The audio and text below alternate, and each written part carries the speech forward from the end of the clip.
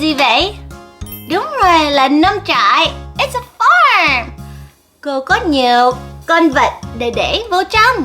I have lots of animals to put inside. You can help me. Can you tell me what animal it is and I'll put it inside? Em nói là con vật gì và cô sẽ để vào trong nha. Em sẵn sàng chưa? Are you ready? Con gì vậy? Quack quack quack quack quack. Quack quack quack quack quack. Con gì nói Quack quack quack. là con gà. No, không phải là con gà đâu. It's not that. It's not a chicken. Quack quack quack.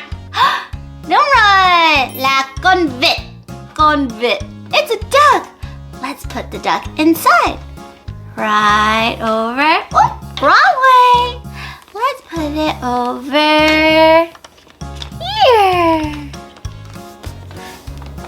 Quack quack. Bây giờ con gì đó?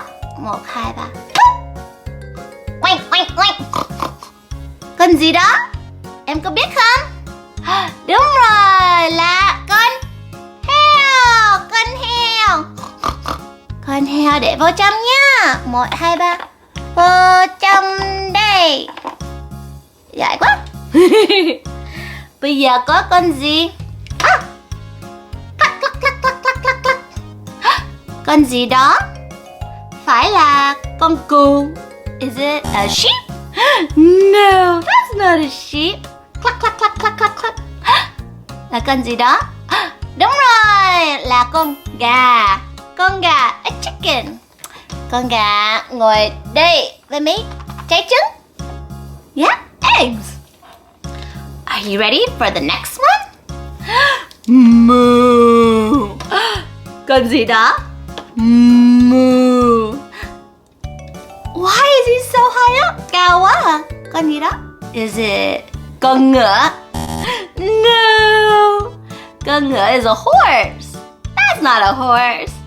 Moo. Con gì đó? Đúng rồi, là con bò. Can you say con bò? Con bò. Con bò đi đâu? Để cô thấy ở bên đây.